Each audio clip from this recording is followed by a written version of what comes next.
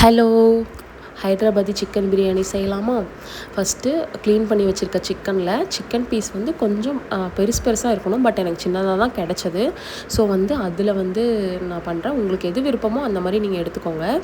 அதை இதில் மெயின் நம்ம சிக்கன் ஓவர் நைட் மேரினேட் பண்ணி வச்சா நல்லாயிருக்கும். அப்படி தான் பண்ணுவாங்க.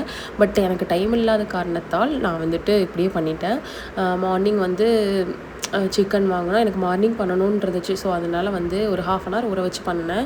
உங்களுக்கு எவ்வளோ நேரம்னாலும் நீங்கள் இதை மேரினேட் பண்ணி வச்சு நீங்கள் பண்ணுங்கள். நல்லா டேஸ்ட்டாக இருக்கும். ஃபஸ்ட்டு இது மேரினேட் பண்ணுறதுக்கு என்னென்னா மிளகாத்தூள், மல்லித்தூள், மஞ்சத்தூள், கரம் மசாலா, அப்புறம் தேவையான அளவு உப்பு போட்டுக்கோங்க.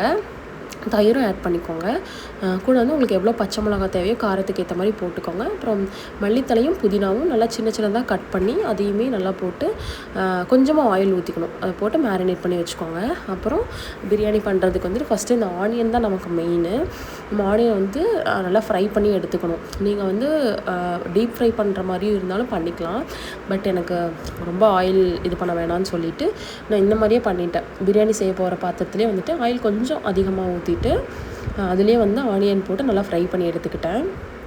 நல்லாவே ஃப்ரை ஆயிடுச்சு. இதுலேயுமே உங்களுக்கு ரொம்ப எண்ணெய் செலவு பண்ண வேண்டாம் அப்படின்னா, எனக்கு எண்ணெய் அதிகம் சேர்த்துக்க பிடிக்காதுன்னா இந்த மாதிரி நீங்கள் ட்ரை பண்ணி பாருங்கள். நல்லா தான் வந்துச்சு. நல்லா கிறிஸ்பியாக அதே மாதிரி தான் வந்துச்சு. இந்த மாதிரி கலரில் இருக்கணும். கையில் எடுத்து தான் உடையணும். அந்தளவு பயங்கர கிறிஸ்பியாக இருக்கணும். ஏன்னா இந்த ஆனியன் தான் மெயினே இந்த பிரியாணிக்கு. ஸோ அதனால் நான் நல்லா ஃப்ரை பண்ணி எடுத்துக்கிட்டேன். பாதி அதிலே வச்சுட்டேன். சிக்கன் கூட ஃப்ரை பண்ணுறதுக்கு பாதி தனியாக எடுத்து வச்சுக்கிட்டேன். இப்போ ரைஸ் வடிக்கிறதுக்கு பிரியாணி அரிசி பாஸ்மதி ரைஸ் தான் நான் யூஸ் பண்ணினேன்.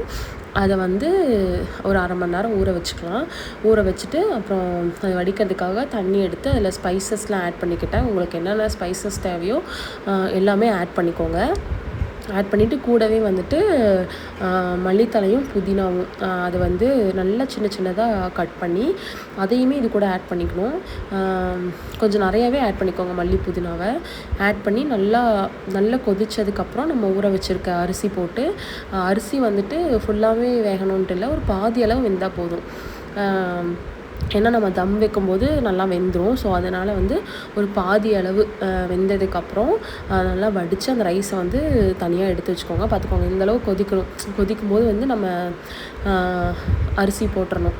போட்டுட்டு அது சீக்கிரமாகவே வெந்துடும். பாஸ்மதி ரைஸ் எனக்கு தெரிஞ்சு சீக்கிரமாக வெந்துடும். இந்த மாதிரி நல்லா கொதித்து பாதியெல்லாம் வந்ததுக்கப்புறம் எடுத்து வச்சுக்கணும். அப்புறம் நம்ம ஃப்ரை பண்ணி வச்சுருந்தோம்ல ஆனியன், அது கூடவே நம்ம மேரினேட் பண்ணி வச்சுருக்க சிக்கன் ஆட் பண்ணிக்கணும். உங்களுக்கு இது கூட எக்ஸ்ட்ரா பொடியெல்லாம் தேவை காரத்துக்கு அந்த மாதிரினா நீங்கள் மிளகாத்தூள், மல்லித்தூள் அதெல்லாமே ஆட் பண்ணிக்கலாம். ஆட் பண்ணி சிக்கனுமே ஃபுல்லாலாம் குக் பண்ணணும்னு தேவையில்லை. ஒரு பாதி அளவு மட்டும் குக் ஆனால் போதும். நல்லா குக் ஆனதுக்கப்புறம் அந்த சிக்கனில் இருக்குள்ள அந்த கிரேவி அதை மட்டும் கொஞ்சம் நான் எடுத்து வச்சுக்கிட்டேன். ஏன்னா அது நான் அப்புறம் சொல்கிறேன். அப்போ சிக்கன் நல்லா வெந்ததுக்கப்புறம் அது மேலே அந்த பாதியெல்லாம் வெந்திருக்கும்ல அரிசி, அது ஒரு லேயரும் ப்ளஸ் இந்த ஃப்ரை பண்ணி வச்சுருக்க ஆனியன் தனியாக எடுத்து வச்சோம்ல அதுவும் அது மேலே தூவி விட்டுட்டு இந்த சிக்கன் கிரேவி இதுக்காக தான் நான் எடுத்து வச்சுருந்தேன். இதுக்கு பதிலாக நீங்கள் என்னென்னா பாலில் குங்குமம் பூ இருக்குல்ல, அது ஊற வச்சு கலருக்காக அது ஆட் பண்ணுவாங்க. பட் எனக்கு அது தேவையில்லைன்னு சொல்லிவிட்டு நான் இந்த மாதிரி போட்டு இந்த மாதிரி கூட ட்ரை பண்ணுங்கள். டேஸ்ட்டு சூப்பராக இருக்கும். அது கூடவே இதே மாதிரி 2 லேயர் வச்சுக்கணும். ரைஸு, இந்த ஆனியன் ஃப்ரை பண்ணது, அப்புறம் சிக்கன் கிரேவி அதையுமே ஊற்றி லாஸ்ட்டில் நல்லா தேவையான அளவு நெய் ஊற்றி வச்சு தம் வச்சுக்கணும். எப்படின்னா ஒரு சிம்மில் வச்சுக்கணும் அடுப்பை. நல்லா தோசைக்கல் நல்லா சூடானதுக்கப்புறம் அடுப்பை சிம்மில் வச்சுட்டு நம்ம லேயராக வச்சோம்ல அரிசி, அந்த பிரியாணி பாத்திரம் அது எடுத்து அது மேலே வச்சுக்கோங்க. கூடவே அது மேலே நல்லா போட்டு க்ளோஸ் பண்ணிக்கோங்க. அலுமினியம் ஃபாயில் ஷீட் இருந்துச்சுன்னா அதவே க்ளோஸ் பண்ணி நீங்கள் தம் வைக்கலாம். பட் எங்கிட்ட அது இல்லை, அதனால தட்டை வச்சு தம் வச்சாச்சு. வச்சு சிம்மில் வச்சு ஒரு 15 நிமிஷங்கும் போது சூப்பராக வெந்துடும்.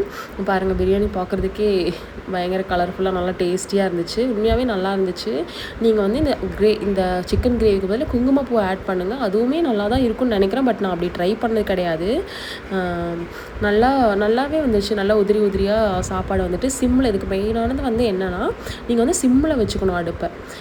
நல்லா செஞ்சு சூப்பராக சாப்பிட்டாச்சு. இதே மாதிரி ட்ரை பண்ணி பாருங்கள்.